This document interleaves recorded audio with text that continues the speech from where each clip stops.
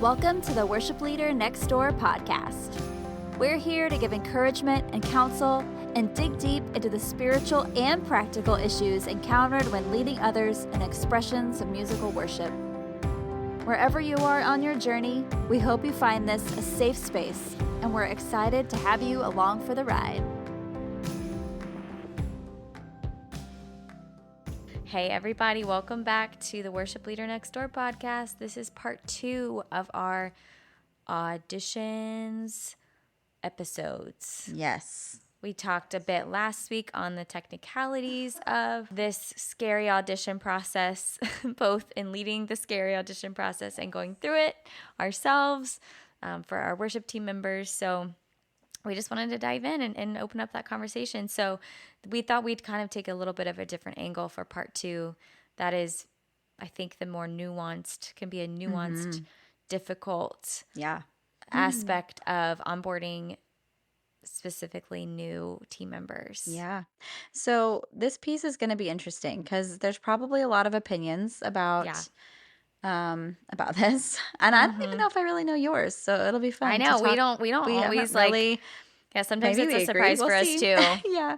But talking through how to navigate a person on your team or people on your team who, let's say there's someone who is really gifted at an instrument, but they don't really follow the Lord. They don't really walk with Jesus. They're not really maybe even a Christian. Maybe they just are trying to check out the whole church thing.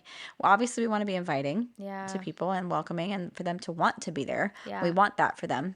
But then you've got the element of, okay, if they're leading, they're in I think if anybody's on the stage, they're in a leadership role. That's kind of what's happening. Yeah. So I would say, are you putting someone in leadership who's going to be an example to others as well, who doesn't actually believe the same things you believe fundamentally, like in the important things. Right. How is that actually going to serve the team? Because you're going to have attitudes issues. You're potentially going to have things. They're not going to view the world the same way you do. So that's a big thing. Like having someone on your team who isn't a Christian. Like, is that? I would honestly love to hear what my thoughts are. Your thoughts are. Obviously, if you guys have thoughts, we'd love to hear those too. Yeah. Maybe we'll put a poll in our Instagram story for this episode. But I know. Look at us getting all controversial. Yeah. So what do you think? What do you? Yeah, I mean, baseline, if you're up there, I believe every instrument, like you're a part of leading that room. Yeah. And especially so in certain church cultures, like the one that I'm serving at right now is pretty charismatic, meaning there's some spontaneous worship moments. So that's a real, like, you're kind of flowing and going with where you feel the Spirit leading. And it can be like, going in direction, doing songs for a long time, doing ones you me didn't even rehearse that morning or that week. And it's very helpful when the team is very all passionate about, we want to worship. We want, we want to go where the Holy Spirit's going. There's a power to that unity and everyone knowing and having their own unique relationship with Jesus, because and hearing the Holy Spirit. Because I think that it's tricky when it's just the worship leader expected to bring in the worshipful spirit of, like, if we want everybody on the team to ideally to be walking in that passion of like worship leading and knowing that they are a part of that, and that someone's going to look at them, follow their example more than they might look at me, or identify with me, who's maybe like a younger woman, or they like they might connect. There's a dude in the congregation might connect with another dude up there more than me necessarily, even though I'm like the lead vocalist. Right. So I just don't ever I don't ever want to downplay the influence that other people on the team need to have. With that being said, I think some of it's a culture thing. Typically I'm going to err towards, let's make sure that there's a relationship with Jesus, a seeking. It doesn't have to look this specific way. That's not my style. I'm not going to like dig around and ask all these things. It's like, are you wanting to follow Jesus? And are you doing your best to do that? Are you in community? Are you wanting to grow? Right. However, when I was in Nashville, sometimes we would there were one-off occasions where we'd hire a band member because for a Sunday that we really needed it, because that was more in line with the culture we had of it wasn't as charismatic. It was a little more prepared, and of course there was I think a healthy desire for everyone to be Jesus followers and follow the Lord and worship and in spirit and in truth. And like, those were values. But I can remember a couple times where we would brought on somebody that I really wasn't sure that maybe they were connected. They're always connected to somebody in the church, but like they know to play and they're willing to play this week. Like contract like musicians, just a lot more normal in Nashville. Yeah, it's true. Yeah. And I remember one time, I feel like I might be making this up, but there was this young kid who was maybe like in his early 20s who was like, I don't know, he filled in for drums one day or electric or something. And I don't think he was necessarily following the Lord, but he was like one of the, I don't know, he was connected to a friend on the worship team, and the guy had to, like, his tour bus was going to come late and he was like, I have a friend who can jump in and play. That just wasn't that uncommon. And I was like, okay, cool. And I was trusted to I trusted this guy. And so I was like, okay, I'm sure your friend's fine.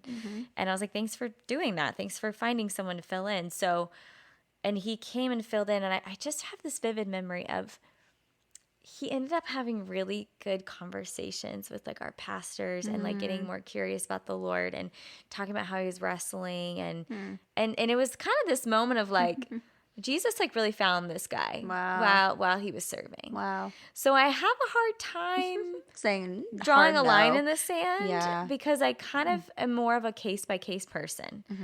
If there is someone who is like blatantly like, I don't believe this, I'm not doing it.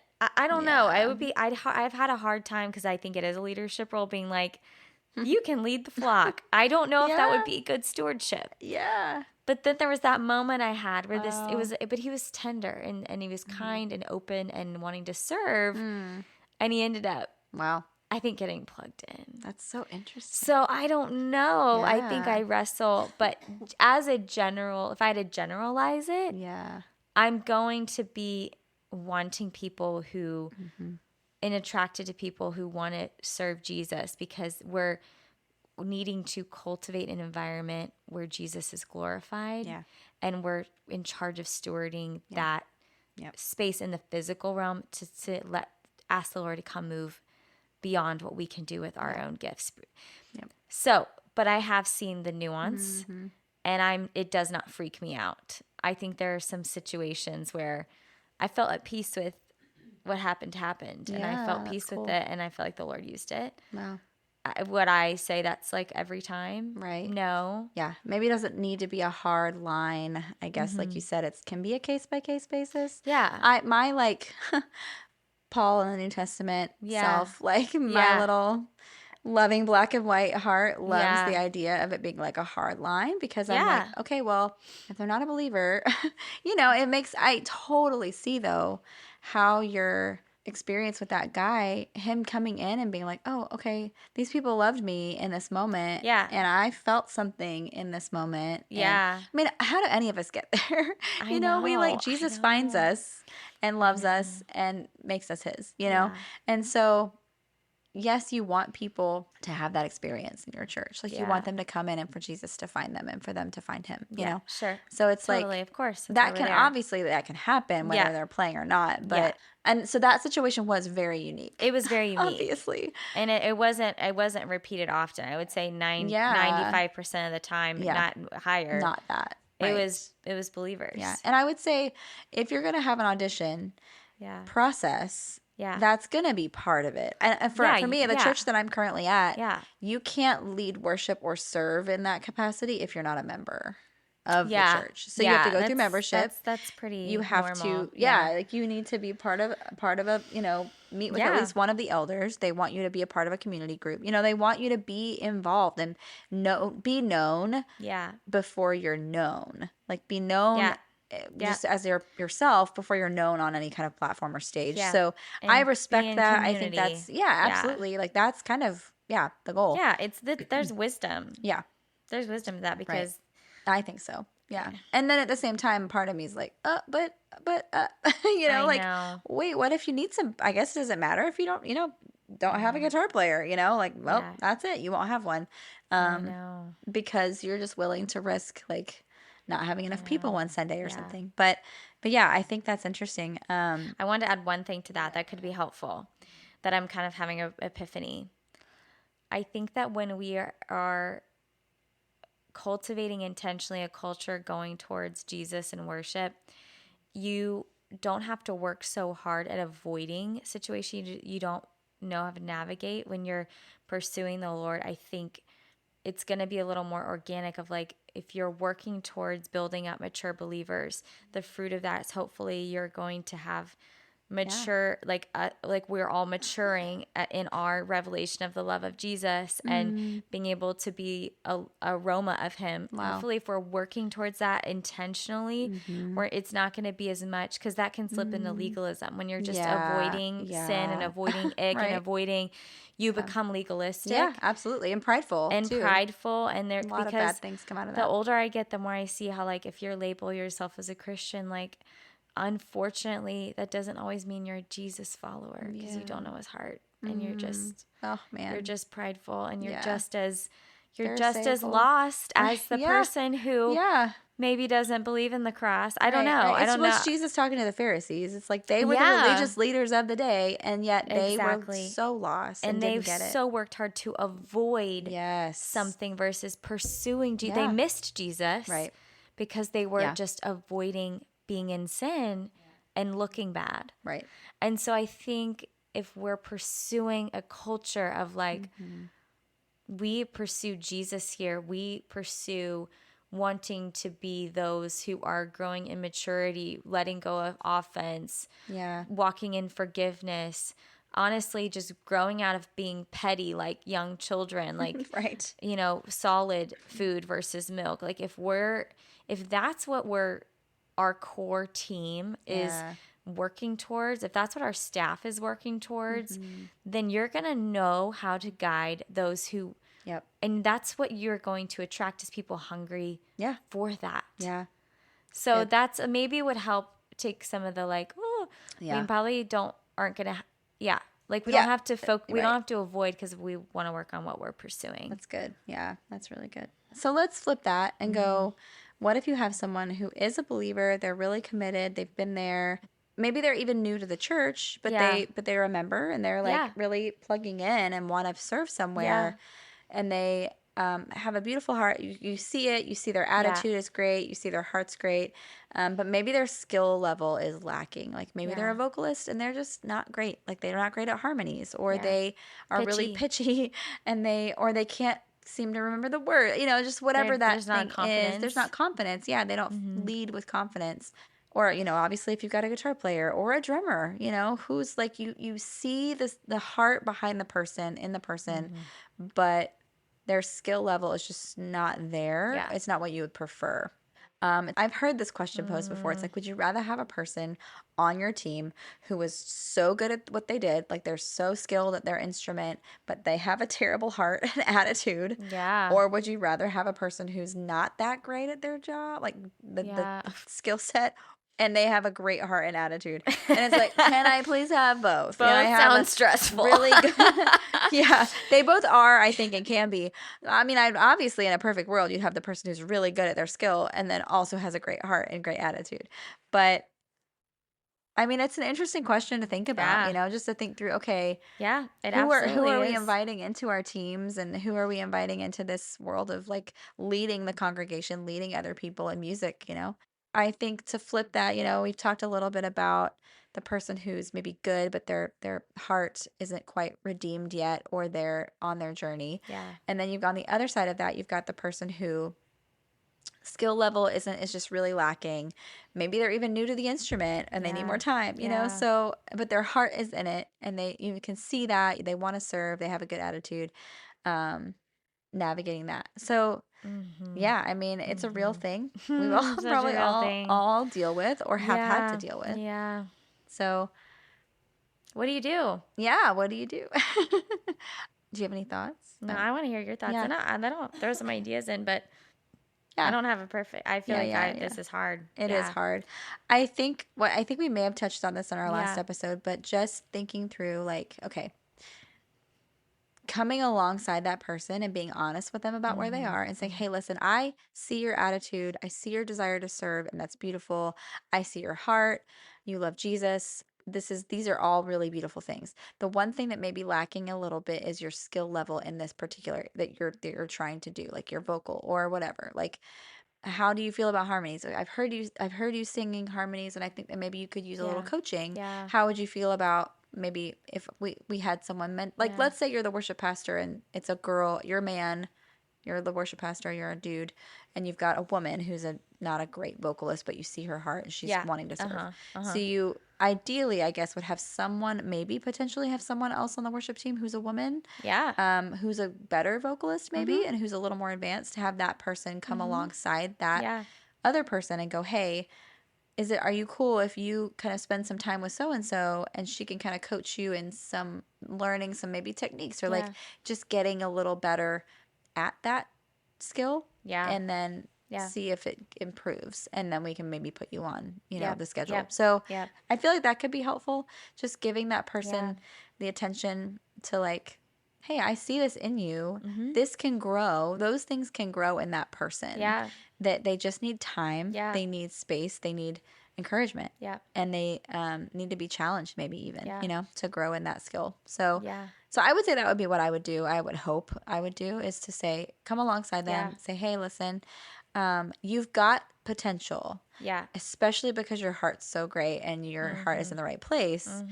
We want to see where this goes, meaning like, I'm happy to mentor you in this particular skill.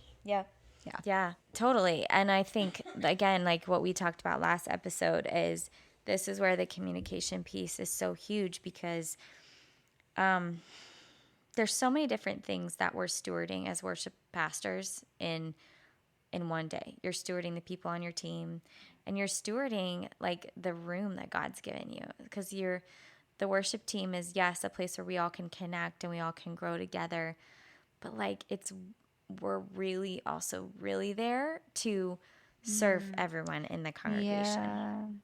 And so it makes it tricky, because we can't always just affirm a person who auditions in all the ways. Right. Yeah. We have to affirm the beauty in them and then figure out where best we can set them up to win, to be put in front of people. Yeah. And that's a stewardship piece. Right. And so the communication is just really key. Like if you don't know if they're at a place where even after being mentored, if they're going to serve and sing, you please make those expectations clear, because confusion breeds all kinds of chaos and hurt feelings and disconnection. Yeah. So like it's uncomfortable, but that's where trusting God with that person and their story comes into play, because we can't rescue every uncomfortable thing for them. No. And if they don't want to engage with that, if they think it's too tricky or hard to be mentored and not know maybe if what the capacity they're going to be able to serve in musically, then maybe they have to take ownership of like what they can handle as far as that emotional journey for them. And a lot of people can and will, if given the proper communication. And then, there's going to be the people that have the experience, have the hours, have the heart, have the skill set. Yeah. They're going to be onboarded probably a little faster. Yeah. And that's okay. Right. As long as they're, are they connected? Are they coming here? Are they faithful to show up and be a part of this community? And then there are people that it's hard and it's sad, but like they're not like, it's clear, like God did not actually craft them to be a worship leader in this way. I hope every person, I was telling Jenna this earlier, I was like, I hope every person is designed to be a worshiper. Absolutely. And there are some people in the congregation that literally lead me in worship, because they are so passionate and surrendered. And it's like the most beautiful thing to watch ever. And it doesn't mean that person is supposed to be up there trying to force Always, a fit. yeah. And because when people are not where they're supposed to be, there's not a grace for it. Yeah. Even if I'm a great singer and I'm not supposed to be singing in that season or up there, and the Lord's having me do something else, there's not going to be a grace for it. Yeah. My mom is one of those people. She doesn't have, I mean, it's not like a terrible voice or anything, but that's not her thing. Like, she doesn't really sing. She's not super musical. She can do like, some writing, some little like poem type stuff. Like her dad was like that. My grandfather was like that too.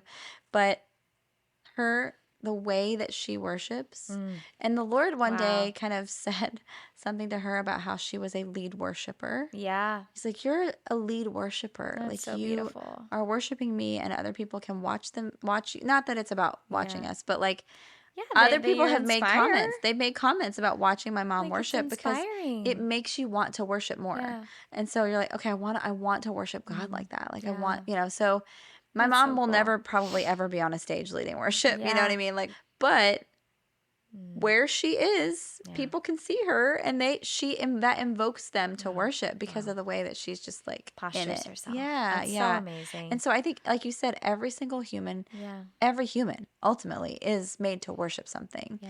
We're all made to worship God, but we don't always do that. We don't all always do that. So I think you're right. It may not be their time or their season to be up there, but they're still a worshiper. Totally. So yeah. And, people are going to wrestle through where God has them. Yes. Oh my gosh. And we can't take that away from people. No, they need that. We're not supposed to. No, exactly. No matter how good you are musically, you're going to wrestle with where God has you and when he has you there. Yep. Even if you can't carry a tune in a bucket, hey, you're not you're wrestling as well, but God does have a place for you and does have a place for them. Yep. And we have to keep giving people back to the Lord and just, do our best and just be really humble with the process of auditioning and being like, hey, I just want you to know I'm going to do the best I can to love you through this and be good to your heart, be honest with you, and do my part well and not do anything more than my part as a worship pastor. Wow. We can't keep rescuing people. We can't keep being Jesus to them. We can't keep trying to salvage their church hurt stories. We have to let room for the Lord to do that. And it's uncomfortable and hard. No one wants to hurt anybody. No. Typically, that's very unusual. When you're in ministry, you don't go into it wanting to you want to provide. Intention is to help. Yeah. And so I do think there's a way to do that well and to get that heart posture through. And if someone is communicated to well, is loved well through the process and still has a big issue with things, that's the Lord's job and their job to do that work and to work that out with him. And it's that's great. Yeah. So I think it's pretty simple, even though it's hard and it's tricky and it's there's a lot to it. It's true. There is. Here's a thought. Along with that, because I'm thinking about two different things. I'm thinking about if you have a church where you guys it might be a church situation where you aren't having to turn people away. You're just begging for anyone to help you lead. Yes, let's definitely talk about that. Because I've been there. I've been in a place where I was like, okay, it's me, and I have my guitar, and I have a drummer, and I have a keyboard player. Yeah. And then the drummer's left, and then I've got a banjo player. Oh my goodness. And a bass player who also plays banjo. And he learned, which was so phenomenal and what a gift it was to me. He learned to play bass and then learned to play banjo, or learned both, right? Wow. He was such a gift because it was just me and a piano player, and the piano player was incredible. He was gifted, but was also different. Like his style was a little bit different. It was more classically trained.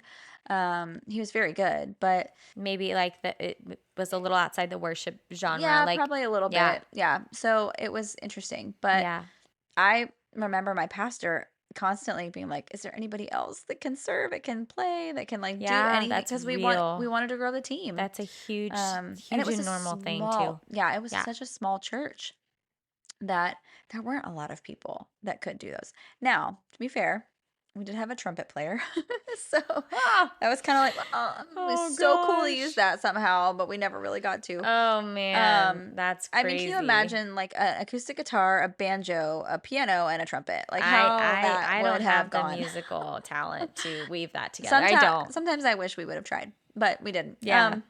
But then I also had a guy who kind of sort of could play guitar. He kind of was trying to learn electric, and he was an older guy, probably in his 60s, really sweet, and was offering to kind of maybe be up there. And so we did kind of sort of Yeah. do a night where we had some people come and try to play Okay. together there. And then we had I had a girl that could sing. She was a great vocalist. She could do harmonies. So she would be up there occasionally, but couldn't lead every week. And so it was just, and she didn't really ever, I don't know if she ever led a full song by herself. I don't Okay. think she was super comfortable with that. So it was just interesting having this dynamic of like, we need people to Yeah. help be on this team to serve, but our church is so small, we just don't have those people. Yeah. So What do you navigating do? that, yeah, I feel like in that context for me, it was just work with what we have, you know? Yeah. We tried most of the time we would kind of do a lot of songs in the same key so it didn't feel super awkward when we Yeah. would transition. That's a huge help. Or if like the keyboard player could transition like some sort, we really worked a lot at transitions because That's so there brilliant. were three of us. So Wow. I would do like end the song a cappella and Yeah. start the next song, you know, like there were a lot of times when we had to just make it work. Yeah. And it honestly did. I really felt like people still connected. They still Yeah. worshiped. Heck yeah. We still got what we needed out of it. Yeah. And yes, the nights that we had a whole group of people up there, it was so awesome. Totally. Sounded amazing. Those were the nights where our pastor was like, "Oh man, if only we could have that every Sunday." You know, I like that's what he know. really wanted. And obviously we all did too, but that's just not where we were at. And so like be encouraged that if you're in a church where it's just not like that, where Yeah. you're scraping for anybody, please come be on the team. Yeah. It's okay that Yeah. it's minimal. It's okay because honestly, sometimes God moves in that in Yep. ways that you would be Totally. really surprised Oh, totally. without the huge production. So we understand, like we've been there, I think probably a little bit. Both of us at different times have been in unique situations with Yeah. leading teams. And Yeah. so we understand. I mean, obviously there are Yeah. things that we're all facing that are unique to each situation. So Yeah. again, it could be a case-by-case basis. It could be a hard line. It really, you have to seek the Lord. I think that's That's right. ultimately it comes down to seeking Him and His will for your people, your Yeah. team, for you as a person, and for that person, like the Yeah. people that you're leading and the people that are trying to be on the team that you may want to bring in. You know, like that, praying for those people and praying that God will reveal those things to you because that's what He does. He wants to tell us stuff. You know, He wants to help us. That's what That's the Holy right. Spirit He totally is, does. our Yes, helper. he's So there. He He's wants to there. help. If we Yeah. ask Him, we gotta ask Him. Gotta That's ask Him for help. So thank you guys for joining us on another ride Yeah. of this little adventure. But we'll be back next week with more good content. We are going to try to do some interviews this season. Yeah. We're so excited about some of those. We won't tell you who they are They're yet. in the works. They're in the works. It'll be great. So thanks for listening as always, and we look forward to seeing you guys next week. Tune in again. Love you guys. Bye. Bye.